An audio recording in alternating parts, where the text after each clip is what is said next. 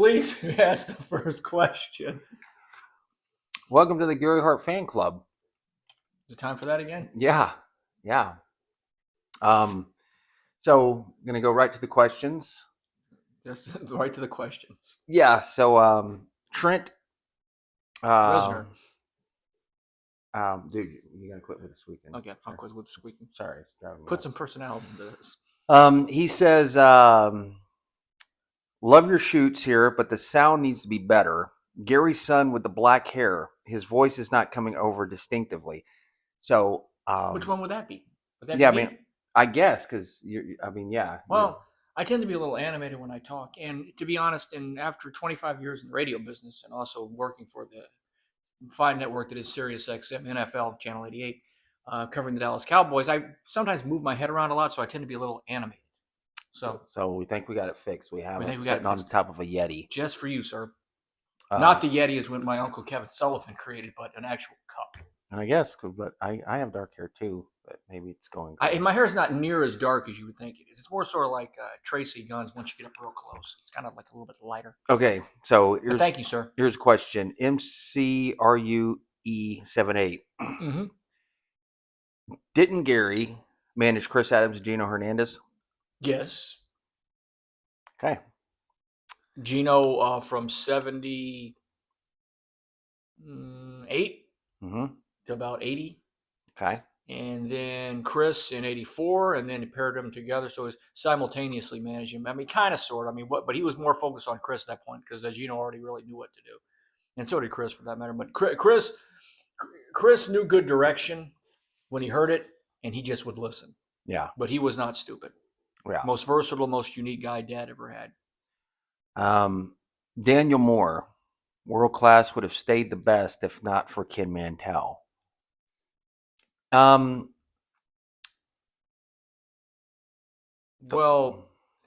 Ken happened into the job. It's not like he was. I mean, he might have been lobbying for it. I don't know. But the reason he got the job is because Dad was either fired or he quit, give or take a side. I mean, Dad was doing some things that he probably shouldn't have been doing. For instance, going in and out for Ole Anderson and Jim Burnett to Atlanta, taking Kabuki with him.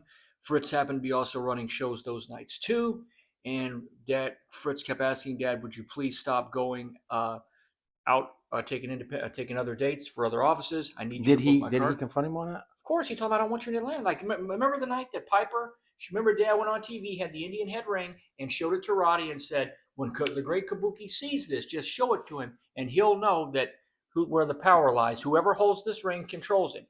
Dad had to do that because he wasn't supposed to be in the Army because Fritz was upset with him, but he sent Kabuki instead. Fritz confronted him on that, said, I don't want you doing this any longer. Because Fritz was also running shows those nights too. Mm-hmm. Shows Dad booked and shows Dad was getting a percentage of the gate up. Yeah, Dad was the booker. Yeah. So if I'm hiring you to run my business and I'm paying you a really good amount of money, I'm not going to say what he was paying him. I know what he was paying him, but I'm not going to say it. But you're paying a guy a lot of money to run your business, and you're running towns on the same nights where your booker is working for somebody else. So when he was doing it for Bill Watts, it wasn't an issue because Fritz and Bill were partners to an extent because they would use Kerry and Kevin, and Dad would go in there too. But the thing with going out for Ole and Jim, Fritz wasn't a fan of that, and he confronted Dad on it, and Kabuki shows up when he's not supposed to. Dad shows up when he's not supposed to. You keep telling a guy, quit it, and he keeps doing it. He's already quit. I just think that Fritz figured when he saw the way a thing got over, he went, okay, I can live without Gary for a little while. But Dad there's always two sides to every story. The bookers, the promoters, and then there's the truth. And once again, like the great Shawn Michaels once said, the truth is always down at the bottom, and nobody really cares about that. But Ken Mantell really wasn't a great matchmaker. He was a booker. Could he put two names down on a page and draw money? Yeah, you could do that, but that's that's pretty similar to what Vince did. When you take Hulk Hogan from one place and you take Roddy Piper from another, guys who are already made, just present an opportunity in a window. A monkey could throw darts and draw money with that. Not saying Vince didn't create things, but is Vince's booking acumen stronger than Ken's? Yes. I'm going to say I really like Kim Mantell's brother, John. Mm-hmm. Dude, you got it squeaking.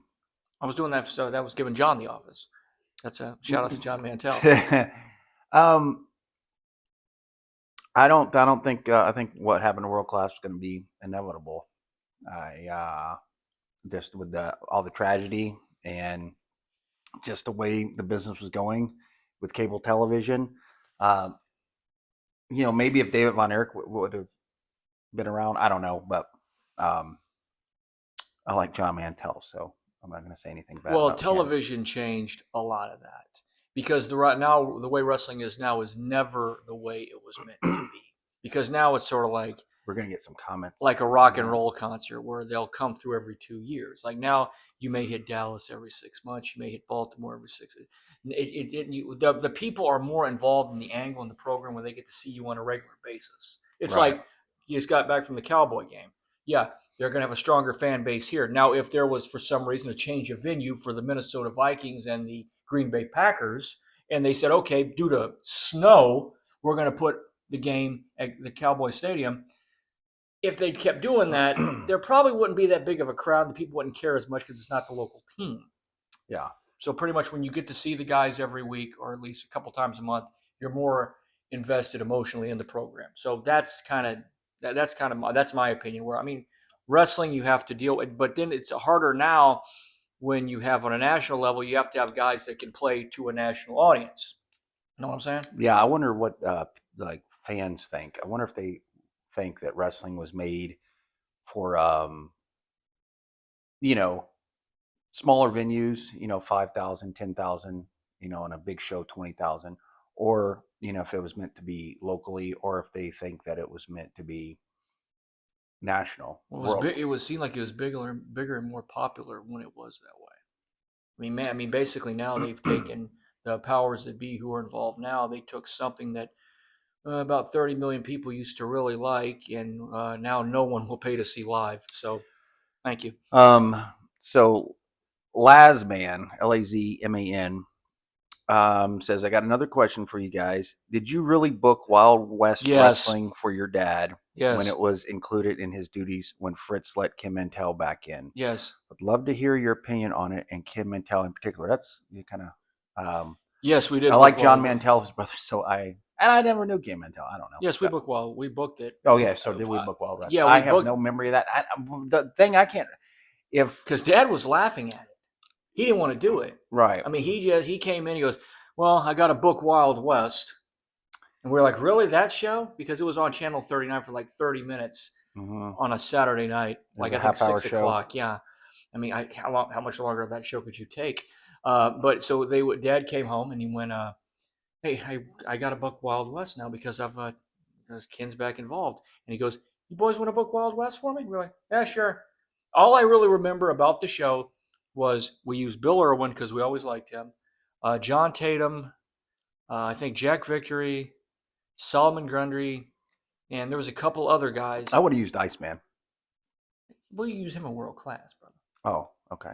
He was. I thought he was with the Wild West. No, he was always with world Oh, class. really? Yeah, I He don't didn't remember work him for being. Ken. Really? Okay. He came back in with him, but he was. I don't. But he Okay. was. I always looked at him as a world class guy. Okay. But I don't remember. We didn't. Yeah. Go ahead. I don't remember what the match. I think I remember. I don't remember the matches that we booked, but I know that I think they kept our match, but I don't think they used our finishes. Yeah.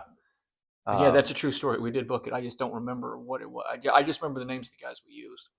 Yeah. And a shout out to Ice. Yeah. What's happening? Yeah. Yeah. I was scared to death of Iceman at one point in my life. We were. I've told the story before, but we were. Kaufman, Texas, wasn't it? I don't remember. No, I just remember I got his jacket wet, Mm-hmm. and I got his leather jacket got wet, and I didn't realize it. I was getting uh the second I realized, oh man, that's Iceman's leather jacket. The second that clicked in my head, I look up and there's Iceman. I was like, dude, he's gonna kill me. I mean, I literally thought he was about to just floor me. And I was like, sir, I am so sorry. And he was so cool. He was like, it's all right. Yeah. Get it dry, brother. He used to always call me Fonzie because I had cut off all my hair and I had like slicked back. He said, "Hey Fonzie." Yeah. I said, hello, sir. How are you? Yeah. I said, "Hey Fonzie." And I remember when you were starting to work. You had worked. What? I forgot. We can't talk about that. let's go. He just happened to be in the dressing room getting his jacket wet. Let's see here. We got another question, guys. Um, Daniel Moore. I think we just answered Daniel. Well, hey, Let's write go. all you want, Daniel. Give us material. Show prep is very important. Gary Hart, the best mind in the business. Thank Love you. H&H Angle, Hart and Hussein. Daniel, I gotta disagree with you. I wasn't a fan of. I mean, I almost have no memory of that. I was so little, but looking back at like the old world class stuff, I just don't know what Dad was thinking with the whole Hussein thing. Because it was to get heat. I know, When he but would tell Armand, "You control 51%, I have 49." Fritz didn't like that, so Dad kept doing it. yeah, I just But in a lot of ways, it made Dad look like he was a little bit more important and had more going on than what he actually did, which everybody, whoever is a booker, likes to think that. So sometimes he wouldn't show up at ringside. I would say, "Why are you doing this?" He goes, "That way they don't always know where I'm at. If I'm out there all the time, I know I'm sick of me." And I was like, and eventually I told him, I was like, you need to go out there. was You know, this like in '87 it's when like he you need was to go out booking. there. I mean, obviously, It because when just he was makes with a his difference when you're out there. I told him this years later after seeing it. But I mean, right. it gave it a little. Dad was always going for that, that or that crime syndicate type of vibe, and that kind of gave it that. Because I mean, you had a guy from the Sudan and Armand, you had Kabuki, you had Draghi, who we were from, who were the Eurasians. Then you had the checkmate, Tony Charles from Wales, and then you had a couple other guys here and there. So it made it look like there was like some type of international crime syndicate involved in the wrestling business. But so it worked in that respect. I mean, I thought it was cool, but I thought Dad was better by himself though. But thank you for admiring it. It was good for what it was for when it lasted. Yeah, thanks for the compliments. I just wasn't a fan of H and the whole Hussein thing. I didn't think JTEX was. I thought that was kind of. But anyway, no. I mean, anyways. Okay. Mark Funky. Mark Funky. Did you ever interact with Terry Gordy? I think we. Yes, we did, Mark Yeah. Funky. I think we may have answered this. I mean, I don't mind Teddy answering again, bear of a human being, wonderful guy.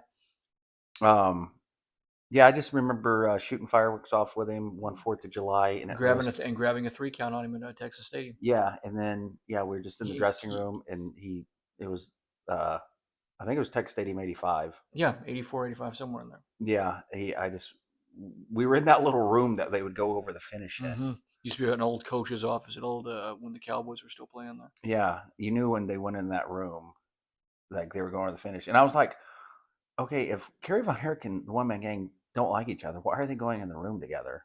But anyways, yeah. Boy, Did I say something wrong? no. I think everybody knows. Well, I mean, You looked at me I knew that back then. Then again, I've been booking shows since I was 3. So yeah, mainly with my Star Wars figures, and then it moved on to GI Joe and He-Man. Yeah, yeah. Dad said, "Get a pin on Gordy," Yeah. and he just laid down. And I grabbed one too. So that I think we're up 2 falls to 5. I think. Okay, one so more fall, it's deciding. That kind of, I mean, that leads us into Christmas. It's the anniversary of the door slam. What door slam? And the guy that slammed the door. The guy that slammed the door was Terry Gordy. That's right. So you had to have something. Because I had asked Dad, years later. I was like, "Did you know it was going to be a door slam?" He goes, "No." He goes, "It could have been a sucker punch. It could have been a chair.